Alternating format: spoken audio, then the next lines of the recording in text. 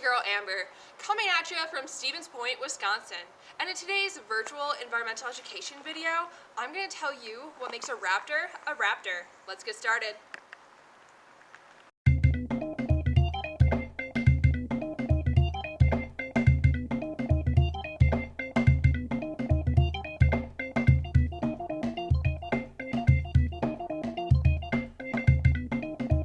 But where does the word raptor come from? Well, it's Latin for the word rapere. But does rapere mean A, to seize, B, to fly, or C, to eat meat? The answer is A, to seize. 4 adaptations must be met in order to be classified as a raptor. Good eyesight, curved beak, strong talons, and a carnivorous diet. To be classified as a raptor, you must be able to seize your prey. If you can't seize your prey and hold on to it, your prey is going to get away. Then you're going to lose your dinner, and then you're going to go hungry. The talons of a raptor can exert about 400 pounds of pressure per square inch, or 400 psi.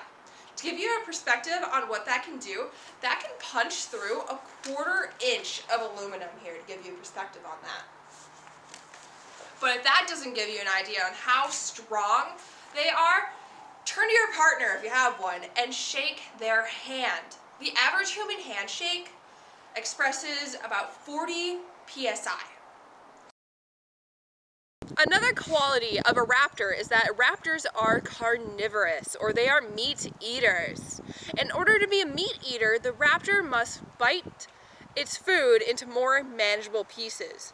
If you pay attention to this eagle skull right here, you're going to notice a very sharp C curve in its beak. This makes it more like a knife of the utensils that you eat while eating. Now, comparing this to another skull, like a crow here, it doesn't have nearly as sharp as the C curve, so it's not that useful in trying to break your food into manageable pieces. For this short activity, you need a pair of scissors to represent the raptor's beak, a pair of chopsticks to represent a non-raptor's beak, and some marshmallows to represent a carnivorous diet. If you use the scissors on the marshmallow to make it into more manageable bite-sized pieces, you notice it can rip right through it without a problem. While if you try to use a pair of chopsticks to do the same thing, it's not as easy. There's a more detailed description of this activity in the description box below. You can either pause the video now or do this activity when the video is over.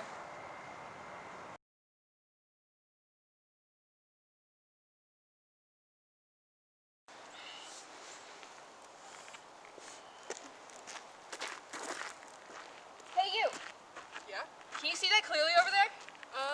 No, let me walk up to her real quick. No! I want to know if you can see it clearly from right here. Let me bust out my eagle eyes real quick. Whoop, here we go.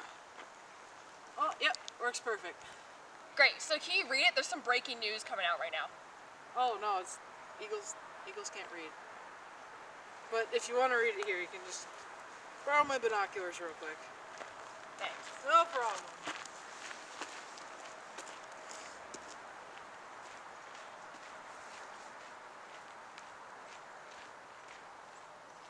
Oh hey! There's a more detailed description in the activity in the description box below if you want to do this activity. You can either pause the video now or do it when this video is over. Now, if a raptor could actually read, they would have been able to read that news article from over 100 feet away. That is about 4 cars lined up from bumper to bumper. Now, their eyes don't work quite like binoculars do for humans, but it's the best way to compare it for us. Now, not all raptors' eyes work the same. Owl eyes and eagle eyes work very differently, but they still have excellent eyesight. For an eagle, they can focus on 2 separate things at the same time with their eyes. This is known as binocular vision. They can do this because their eyes are divided up into 2 fovea. A fovea is a part of the eye that can see, and it sends the information to the brain. One fovea faces forward while the other fovea faces at a 45-degree angle. The fovea that's at a 45-degree angle is their long-distance vision. A raptor can see at such long distances because their fovea has a larger surface area than humans.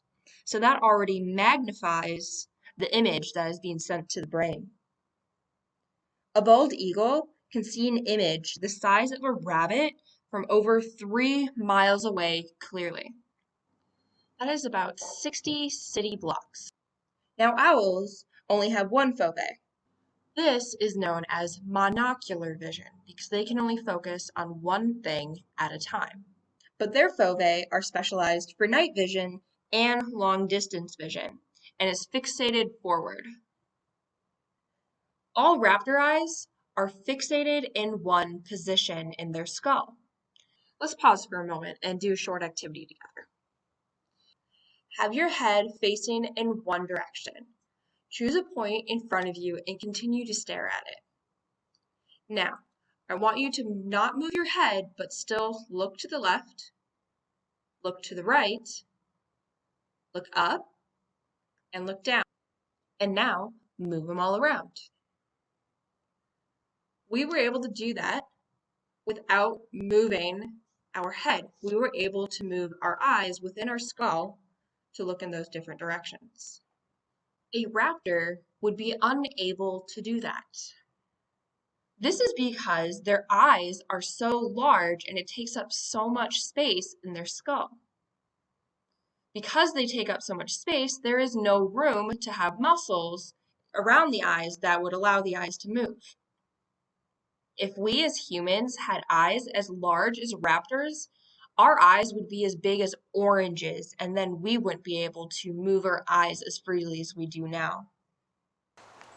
Those are the 4 qualities needed to be a raptor. Let's see if you remember them all. Are the 4 qualities needed to be a raptor A, strong talons, curved beak, good eyesight, and a vegetarian diet?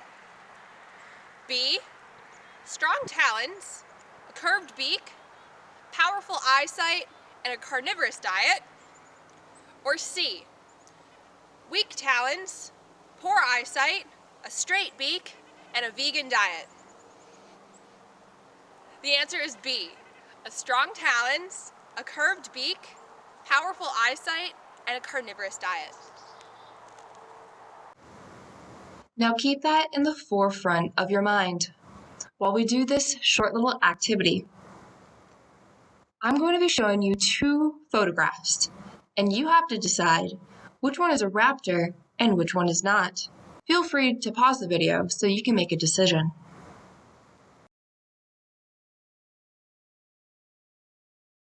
Here's your first set of photos. Which one is a raptor and which one is not?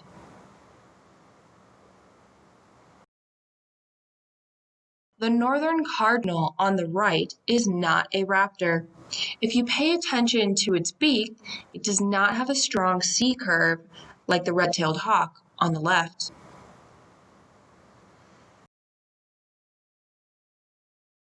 Here's your second set of photos. Which one is a raptor and which one is not?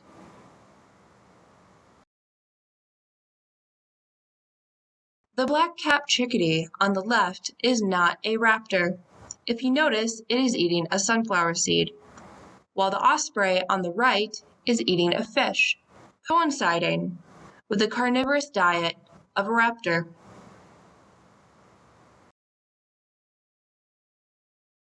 Here's your third set of photos. Which one is a raptor and which one is not? To give you a hint, each of these birds are looking for their next meal.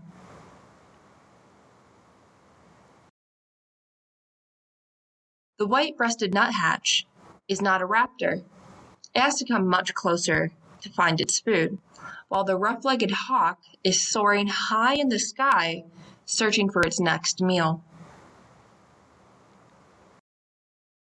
Here's your fourth set of photos. Which one is a raptor and which one is not? The American robin on the right is not a raptor. If you notice, its legs and talons are very skinny and twig-like, while on the left, the bald eagle's talons and legs are very thick and meaty. That shows you how strong they are because they need to be in order to seize their prey. Here's your last set of photos, and it might be a tricky one. Which one is a raptor and which one is not?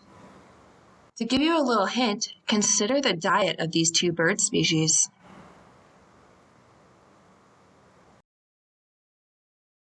The turkey vulture on the right is not a raptor.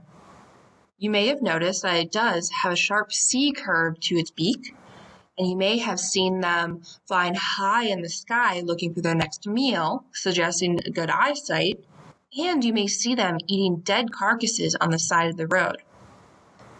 However, their talons are not that powerful at all. If you think about it, turkey vultures only eat dead prey. So there is no need for their talons to be strong and powerful because they don't need to hold anything down. They don't need to worry about losing their dinner. While the saw-whet owls on the left eat live prey, so they need to ensure that they can seize their prey. How many of those did you get right? Well, everyone, I hope you learned about the 4 adaptations that are needed to be a raptor and how to identify one. And don't you forget that raptor is Latin for the word rapier. Don't forget to tell your friends that. This was your girl Amber coming at you from Bay Beach Wildlife Sanctuary in Green Bay, Wisconsin, giving you today's virtual environmental education video. All I got left to say is bye bye bye.